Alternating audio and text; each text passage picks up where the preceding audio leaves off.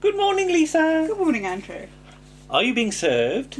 Shedding the load. Yes. Right. Mrs. Slocum is green, isn't she? Very green, yes. Well, her hair is. We see two ladies come out of the lift. Yes. And they're directed, one to the gents and one to the ladies, and that's the last we see of them, really, Yes. isn't it? Yes. As we immediately cut to young Mr. Grace in his office, having his blood pressure done by his nurse. Yes. And she's doing that old thing, and there's nothing happening at all. It's as though he's got no blood pressure at all. Yes.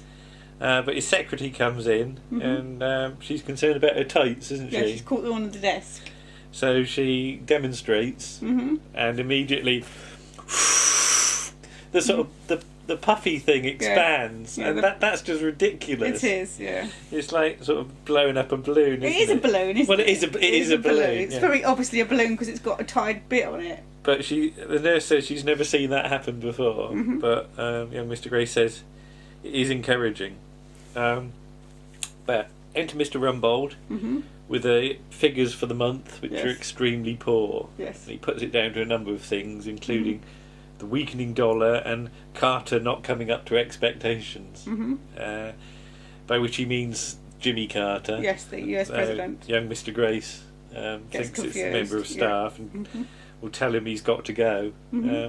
Perhaps there's a comment there on big business being able to influence presidents. I don't know. Oh, possibly not. Maybe these days, but maybe not there. There's. He says that when he used to sell fish, there was a saying that the head went rotten first. Yes. So who's the head of The department. the department? It was me. Oh, have you got any headaches? But then cut to Mr. Humphreys and Mr. Lucas. And Mr. Humphreys says he's making an effort to give it up altogether. We're not entirely sure what. No. So he's watching Ben-Hur, isn't he? Yes. Well, he was watching Ben-Hur. Yeah, because that would take his mind off it for a few hours. But eventually he weakens and takes the boxing gloves off. And you're starting to wonder what on earth he's doing here. And his hand immediately went in the sweet jar, didn't he? And he scoffed a lot. So he's got a bit of a sweet tooth. Mrs. Axelby and Mrs. Slocum have been at the police station. Because apparently her pussy's is missing. Yeah. Although this never gets resolved, does it? It comes back, obviously. It comes back on its own. But enter Mr. Harmon with his assistant Warwick, who've got some ironclad hosiery as a display model, which is apparently it will stand up to a scramble in the bramble. Yes. This display comes in two parts, doesn't it? So it's got a model with the tights on, and like a covered thing with the pair of tights on top and a hand. Well, the tights are on some brambles. Yeah, some brambles, yeah. But I just wanted to say, this thing is like a square box, black with like sort of gold trim round. Yeah. And it does resemble a bit the box that Thing is in in the Addams Family, isn't it? Because when it's activated, a hand comes out of the box with wire wool in its and rubs grip. The tights. And then it goes back in again. Yeah. This apparently happens at random. Yeah, so there's probably some production assistant, special effects assistant crouched in the box, isn't there? Yeah, but Captain Peacock objects to female figures without knickers. Though Miss Brahm says, "What about the lift girl doing the belly dance on the table at the Christmas party?" Well, apparently Captain Peacock did an impression of the man in the iron mask. So I didn't see it. With the waste paper bin on the head. But they take away the model and they leave the other bit for the moment. Yes.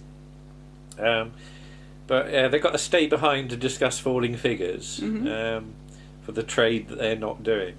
Mr. Humphreys comes over to have his chit signed. He's not lost his touch because he's still managing to shift the wife runs. And they have a little sort of discussion about sort of how Captain Peacock finds it hard to be close to sort of his members of staff during the day. But he asks Mr. Humphreys, would he stay behind? And Mr. Humphreys isn't keen at first. No. It's something to do with his mother's rug. Yeah, isn't a rug cleaner's not working, so he's got to go home and clean the rug. But out comes the hand and starts brushing at Mr. Humphrey's bottom. Yes. And eventually he weakens and says yes. He'll stay, yeah. I love the way he keeps doing sort of a very shy little smile at Captain Peacock, isn't it? And how much of that is acting and how much of that is John Inman, I'm not sure. No.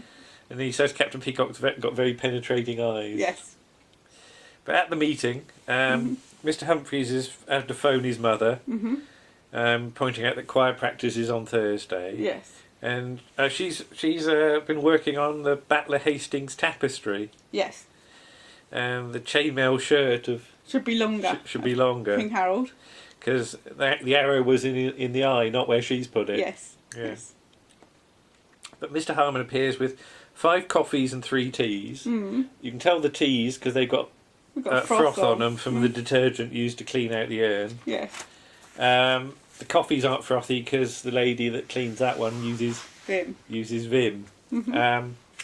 But and they've got 3 water biscuits each, which are all soggy because they're made from real water. Apparently, the Americans won't buy our biscuits because they've got too many mouse hairs in it. And Gorgonzola cheese has got loads of bugs with long wavy arms in it, says Mr. Tebbs. How does he demonstrate? Okay. But yeah, Space Visitor would die from eating our food. But there was an extraterrestrial on the telly or something, wasn't probably there? an Arthur C. Clarke's Mysterious World, isn't it, or something? It's a big pink thing with googly eyes and sticky out ears, so of course immediately enter Mr. Rumbold. Yes. Mr. Tebbs says his favourite biscuit is something to do with a Friday, but he can't remember what it's called. But young Mr. Grace says they're going to have to be staff reductions, someone will have to go. Yes. Mr. Rumbold says this is the saddest day of my life. And Mr. Lucas does a thank you for, and good luck speech. Yeah. But Mr. Rumbold points out that he's not going. Miss Brahms has got 3 ducks on her, hasn't she? Yes. Like the flying ducks, like in sort of like Hilda Ogden would have, or something like that, or the ones that Tom Baker's got. Yes. In Power of Kroll, isn't it? Yeah. But yes, worker participation is encouraged, so they're going to decide who's going to go. And Mr. Tebbs remembers Bath Oliver, and they wonder who he is. But it turns out he has a bath on a Friday. And that's the biscuit he likes. But yeah, he's told they have to cut down, and he says, we had to cut down the bath water in the war. And you're like 5 inches. Well, I like the way they've structured this one, because it is filthy, but nobody notices, because Mr. Tebbs said he used to have to share his 5 inches with Mrs. Tebbs. So you didn't even get that, I didn't, did you? No. It's actually a lot filthier if you think how the script's written. Yeah, because they totally throw it away. They don't dwell with it at all. So yeah, it's a lot ruder than... Yeah, it's so subtle nobody noticed. Miss Brahms says last in, first out, which means Mr. Lucas. Yeah. Mr. Tebbs says, why do we need a ladies' department? Yeah. Mrs. Slocum says the nearest to retirement should go. Mr. Humphreys thinks that's her. Yes. To which she gets cross and calls him fairy cake. She does. Yeah. Captain Peacock does a little soliloquy about Captain Scott and Captain Oates. I'm just going outside for a while. He stumbles on one word, which is... I would have asked for a retake, but it's... Maybe there's not maybe time. there wasn't time, but yeah. But Mr. Tebbs, on hearing this, gets up to go out. Doesn't somebody in the audience do a little tiny R? I don't know, I didn't notice. And he gets a round of applause. And he says, I'm just going to spend a penny. Yes. But then he thinks about Long John Silver. Yes. How he got the black spot when he wasn't there. But yeah, Mr. Harmon's been listening to every word, and as a union man he suggests a secret ballot. Yes. Write down who you want to go and why. Well, he says, write down, Mr. Rumbold says why. Yeah. But got to put it in the biscuit box and he'll draw it out. There's a brief mention of Robin Day and how Mr. Humphreys got excited when he heard that Billericay was going the other way. Going the other way, and he cut himself shaving. Have you ever been to Billericay? No. Have you been through it? Don't think so. Okay. But yeah, written down on the bits of paper, Lucas, last in, first out. Well, no prizes for guessing who wrote that. Mrs. Slocum is described as a crabby old cow by somebody with a blue pencil. Yeah. Mr. Tebbs hides his pencil. He does. Miss Brahms for non-cooperation at the Christmas party. Mm-hmm. Mr. Tebbs is simply described as past it. or Mr. Humphreys insists he's got minutes left. Mm-hmm. And Captain Peacock is apparently disrespectful to Mr. Rumbold in puts plates up to his ears and says, "Guess who?" Mm-hmm. Signed, Dick Lucas. Yes. This is actually not true because it's saucers. And there's a don't know from Mr. Humphreys, who's still sitting on the fence because you can see the grass growing both gardens. Yeah. Mm. So Mr. Humphreys fails to score this time, which is unusual for him. Mm-hmm. And nobody wanted to see the back of him. No. Which is also unusual. So cut to a bit later, and the stocking allowance has been cut. But it's another day, isn't it? So, another day. Stocking allowance has been cut, so the ladies have had to stain their legs. Yeah, I wonder if they did it with gravy browning. I don't know. Putting seams in with an eyebrow pencil. Mm-hmm. Ever seen anybody really do that? You hear about it? No, because I wasn't alive in the second World Well, War, were you so not? no. Have we not been there? No. Okay, so Miss Brahms is stood on a chair having it done, and Mr. Harmon comes up and wonders what they're up to, and when he hears it's an eyebrow pencil, she thinks she must have long eyebrows. Mm-hmm. The men's department have had their shirts cut down, haven't they? So here we are, something for the ladies. Yes. As Mr. Lucas and Mr. Humphreys open their jackets And to they've show. only got the front. Yeah, of you the shirt. get to see everything else. No? No. Right, okay. Pencils have been cut in half, and Captain Peacock's got a handkerchief that's Japanese. A Japanese handkerchief. And doesn't stand up to the strain of like everyday wear and tear. He's brilliant. He gives a little, and it just sort of slips back down in his thing. There's something about Mr. Pengelly from Garden Furniture. Did your ears prick up at that? Yes. What? Explain why. Well, that's my sister's married now, Pengelly. So yes. Yeah. Mr. Tebbs has got put on a wig and left the price tag on. Although Mr. Rumbold goes, "Who are you?" Yes. It's stupid, isn't it?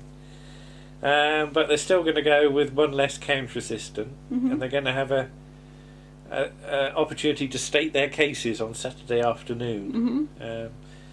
Mr. Tebbs is told if he shaves off his moustache, he could get a job as Harry Seacombe. Yes. Imagine Mr. Tebbs presenting Highway or something like that. You know.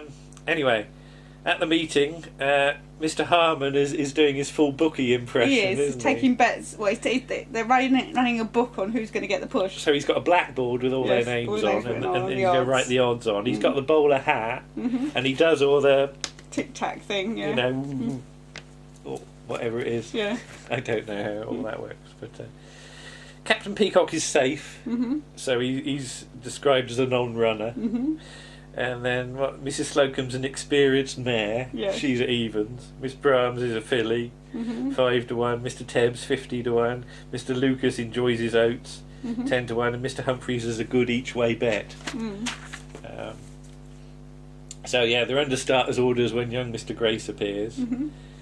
And first of all, they talk about the ladies' department. What you'd like to see. Yeah, when you go in. Yeah. So Mr. Lucas says he likes to see a nice, pretty girl with good legs. And Mrs. Slocum says, "How can you see the legs if you're behind the counter?" And young Mr. Grace, clearly with experience in this field, says, "If you stand on tiptoe, you can have see, a look." Yeah. Mr. Humphreys is in favour of somebody with a sort of motherly figure and a nice smile, isn't it? Though young Mr. Grace prefers a combination of the two. Yes. But Miss Brahms shows off her legs and immediately influences him, doesn't she? Now they've got to examine the men, though he doesn't want to look at their legs. And a lovely bit with Mr. Tebbs. I think it is one of his sort of best moments. He doesn't get a huge sort of moments, does he? Like Mr. Granger did. But first of all, you get a sort of resume of his career over 40 years. He's described as having led a boring life. Yes, by Mr. But he says he's had a long, glittering career, and he's ready to hand over to somebody younger. And he does this wonderful thing about how he'd hoped to save up for a present for Mrs. Tebbs, because he wanted to take her to her old birthplace in Wales for old time's sake, to bang her. Yes. You got that one. I did get that one, yes. Yeah. Mr. Humphreys can't bear it, and neither can everybody, and they all want to go and resign at once, don't they? Mr. Harmon is forced to do a silence in court, break again. But yeah, Mr. Rumbold says that he shall decide who goes. So the same idea occurs to Mrs. Slocum, Mr. Humphreys, and they go and get Mrs. Slocum gets the milk, and Mr. Humphreys gets the sugar. Yes. And they just tip it all over. And yeah, all the milk goes over Mr. Humphreys because he's got spots of milk on his waistcoat, hasn't he? Well, again, it's a one-take-only thing, isn't it? Yeah. So it goes over. Poor Nicholas Smith. Mr. Rumbold. Nicholas Smith is always getting covered in stuff. Yeah. I guess because he's put up with it once. We can get away with that again, isn't it? It's like people falling in the water, isn't it? Yeah. In Dad's army, it's either Pike or Hodges usually, isn't it? Yeah. You know. Well, on the grounds they're the youngest. They're the youngest ones. Yeah. Cast. Yeah. But he says you're fired, and young Mr. Gray says no, you're not. I've always wanted to do that. And he gets a load of cake and just slaps it on his head. Yeah. Smacks it on his head, and apparently nobody's going to go because young Mr. Grace has voted himself a 3-day week. Yes. I'm not entirely sure how that works. That particularly saves anything, but there you go. But I quite enjoyed that. Yeah, it's a bit of a silly one. I didn't really remember what happened in it. I actually looked it up just to see, to give me an idea, and it's not one we've seen that often. Yeah, because the to banger line is one that always sticks in my memory. But if you'd asked me which episode it was from, I wouldn't have been able to say. Yeah. But yeah, I like the sort of Mr. Harmon bookie stuff as well. And as you say, why you would allow him into that situation in real life? He wouldn't. He'd be told to go away. But because they're getting their money's worth out of Arthur English, aren't they? So it's nice to see him doing that. But yeah, good one, I thought. And only 2 more to go this season, aren't there? So there we go. All right. Well, we'll see you again. Okay. Bye-bye. Bye.